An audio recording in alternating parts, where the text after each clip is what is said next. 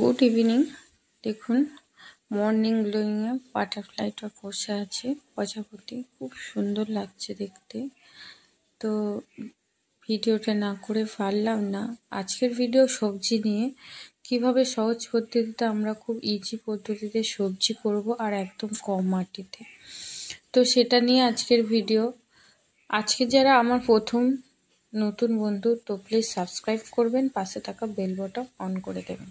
সবজি চাষের জন্য অনেক কিছু কিনে আনার কোনো প্রয়োজন নেই।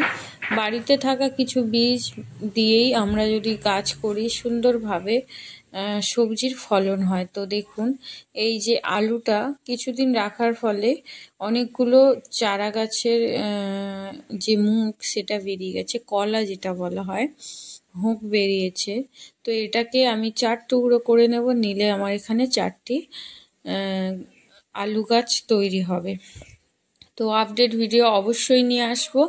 আর বন্ধুরা, কম মাটি যেটা বলছি, কিচেন ওয়েস্ট দিয়েই সম্পূর্ণ এই যে ক্যারেটটা, ফলের ক্যারেটটা আমি ভরেছিলাম, আর পিচবোর্ড, কার্ডবোর্ড এগুলো দিয়েছিলাম। তো সেখানে আমার পালং শাক হয়েছে, আর কিছু কিছু জায়গায় একটু গ্যাপ আছে। তো সেই গ্যাপগুলোতে আমি আবার নতুন করে আলু লাগিয়ে দিলাম। পালং শাক যখন হবে, আমি একটু সাইড থেকে পালং শাকগুলো খেতে থাকবো তুলে তুলে, আর এই আলু গাছ রেডি হতে থাকবে। এরপর আর একবার পালং শাকের তোলার পরে আমি আবার কিচেন ওয়েস্ট দেবো, দিলে সারা সিজনে যে আলুর সারের প্রয়োজন হয় সেটা পূরণ হবে, তার চাহিদা, আর গাছটা সম্পূর্ণ গ্রোথ করবে, সুন্দরভাবে আলুতে পরিণত হবে। এছাড়া আমি 10 থেকে 15 দিন অন্তর এখানে দেব সরিষার খোল পচা জল। তো শীতেতে আপনারা খুব ভালোভাবে সরিষার খোল পচিয়ে ব্যবহার করতে পারেন, আর এটা খুব ভালো কাজ করে। আমি এখনো স্টার্ট করিনি, তো এবার থেকে এই যে ওয়েদার নরম হয়ে গেছে, এখান থেকে আমি সবজির খোসা পচা জল দেব। আর গরমেতে তো তরল সার দেবেনই কিচেন ওয়েস্টের।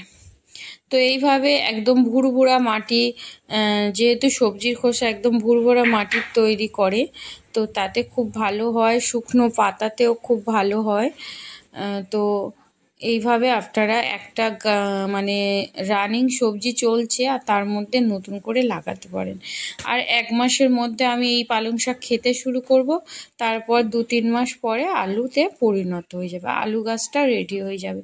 এইভাবে যদি স্টেপ বাই স্টেপ আমরা করতে পারি, তো আমাদের ছোট জায়গার মধ্যে কিন্তু সব সময় সবজি হতে থাকবে।